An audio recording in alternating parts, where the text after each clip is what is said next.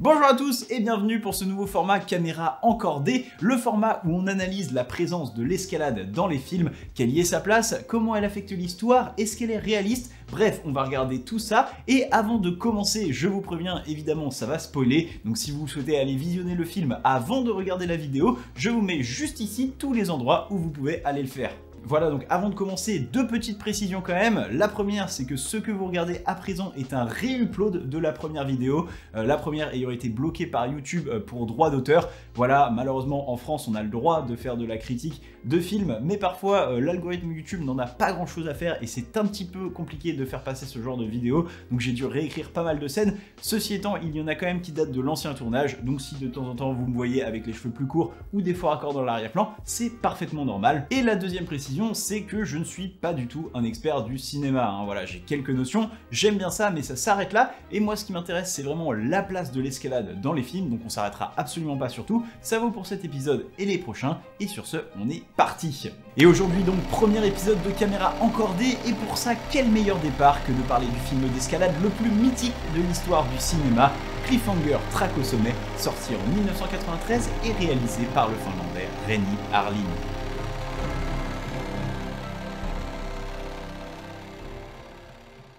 Et oui, car si vous demandez à quelqu'un de vous citer un seul film d'escalade, il y a de très grandes chances pour qu'il vous réponde ceci. Je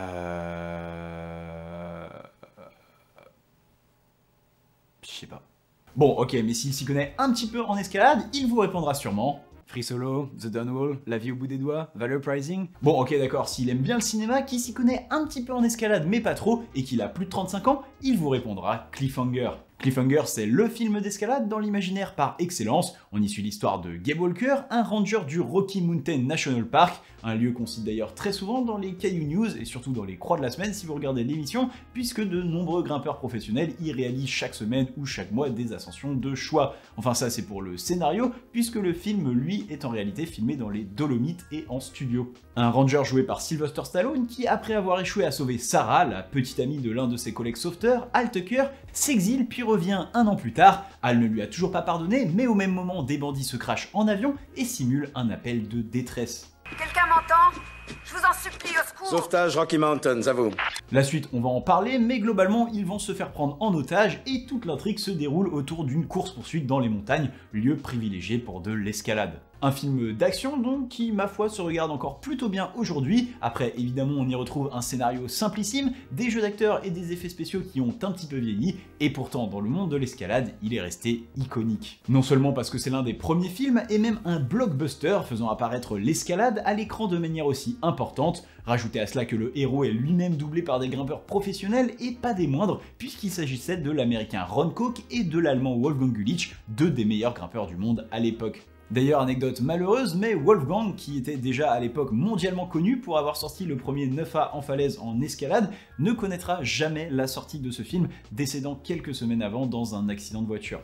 Enfin, plus encore que la participation de Ron et Wolfgang, qui reste somme toute assez anecdotique, une fois qu'on regarde le film, le scénario est lui-même basé sur un prémisse de John Long, un autre grimpeur iconique de la vallée du Yosemite des années 70-80. Un endroit et une période durant lesquels, en 1977, un avion rempli de dizaines de tonnes de marijuana viendra se cracher, faisant le bonheur de tous les grimpeurs hippies de l'époque, dont John Long. Une histoire assez connue et largement mieux racontée dans le film Valor Pricing, dont on parlera d'ailleurs probablement dans un futur épisode de Caméra encordée, et qui était donc le point de départ de Cliffhanger. Enfin, est-ce que tout ça, ça donne un bon film d'escalade? Et même, est-ce que tout ça, ça donne un film d'escalade? Eh bien, c'est ce qu'on va voir tout de suite. D'ailleurs, avant même de regarder le film, je vous propose de s'intéresser au titre, Cliffhanger. Cliff en anglais c'est la falaise et hanger c'est la personne qui s'accroche. Comprenez donc la personne qui s'accroche au bord de la falaise. Mais surtout, ce terme de cliffhanger, c'est une technique de narration utilisée pour laisser un récit en suspens.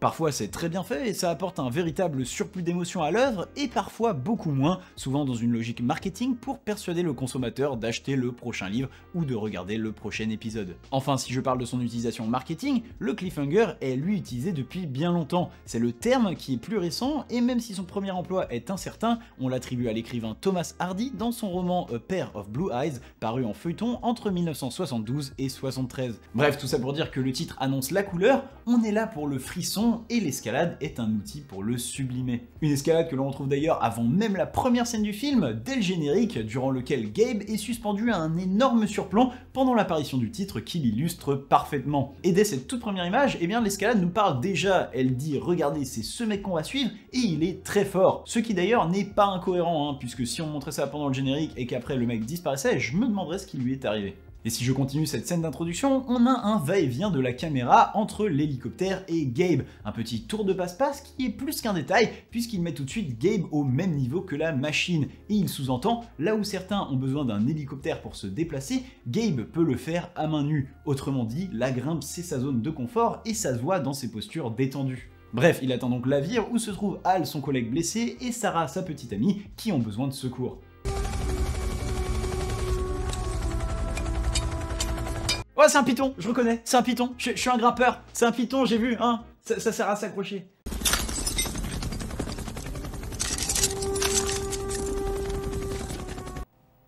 Ça s'utilise comme ça un python ? Ça dépasse mon cadre de compétence. Et oui, car cette scène d'ouverture introduit également le matériel d'escalade, et dans des plans qui n'ont rien laissé au hasard, resserrés avec des mouvements rapides qui donnent une compréhension globale au spectateur. On sait à peu près qu'il a attaché Sarah au filin, mais on ne sait pas vraiment comment, et ça met encore Gabe dans une posture de domination, non seulement avec sa connaissance pratique de la grimpe, mais aussi technique, et tout ça en attirant l'œil du spectateur sur la catastrophe à venir. Enfin Sarah remonte le filin, mais arrivée à la moitié, paf, pas de bol, la sangle en acier du baudrier casse. Ce qui est un accident effrayant, mais heureusement peu commun, et d'ailleurs, petite anecdote, Black Diamond, le fabricant de ce baudrier, portera plainte contre le film et obligera Cliffhanger à rajouter cette petite phrase à la fin du générique, les dédouanant de toute responsabilité et rassurant les potentiels acheteurs. Enfin Sarah, elle, ne pourra malheureusement pas porter plainte puisque Gabe tentera de la sauver, mais...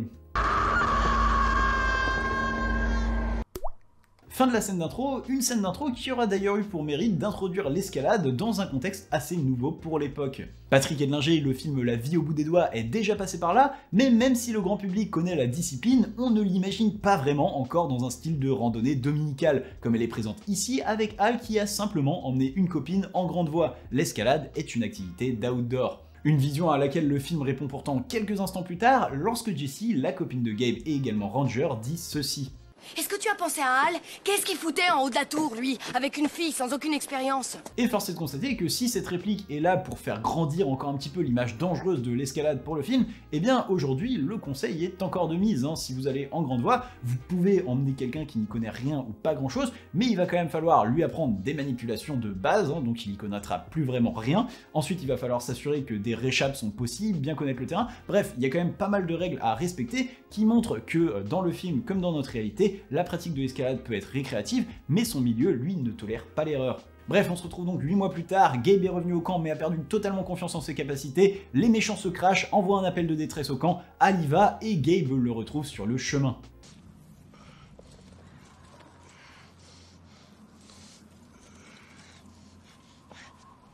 On entend Hal grimper en haletant comme pour souligner la difficulté de l'effort, et pourtant quand il arrive, Gabe est déjà là, en position camping, tranquillou bilou, ce qui souligne encore une fois sa force par rapport aux autres personnages. Et oui, car pour l'instant on n'avait vu que lui grimper, et là le mettre face à un comparatif, ça souligne à quel point il est fort, même face à un grimpeur averti. Une domination qui va pourtant rapidement s'inverser pendant la discussion alors que Hal se relève et reproche tous les mauvais choix de Gabe durant le sauvetage de sa petite amie. À ce moment-là, sa maîtrise de la grimpe apparaît maintenant comme un excès de confiance et montre qu'elle ne fait pas tout. Et d'ailleurs, durant l'ascension qui va suivre, Gabe se met en second, une position lourde de sens en escalade puisqu'elle implique de laisser le leadership de l'accorder à son collègue. Enfin ça c'était si les héros étaient encordés ensemble, ce qui n'est pas le cas, et si l'on pourrait croire à un manque de réalisme, eh bien il n'en est rien, puisque c'est aussi pendant cette ascension qu'il va se passer ceci.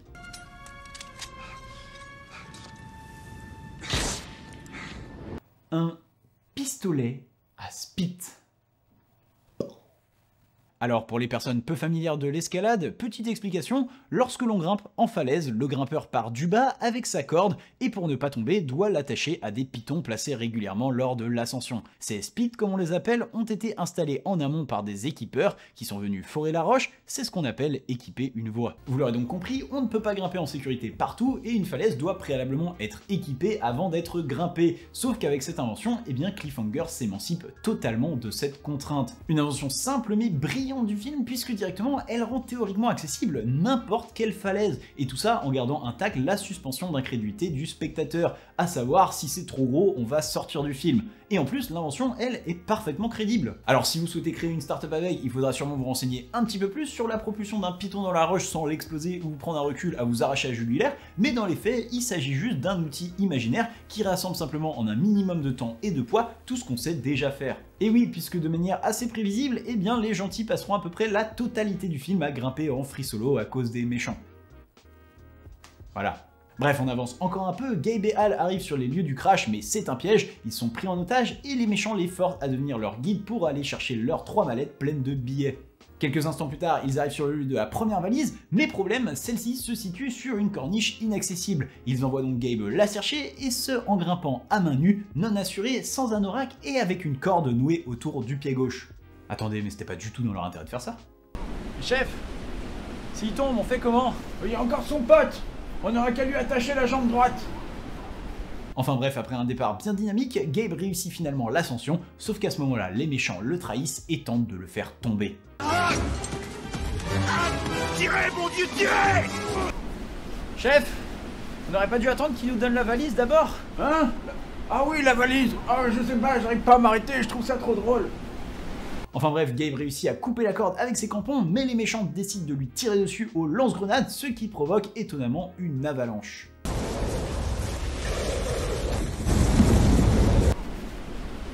Sinon, chef, je me disais... Je sais.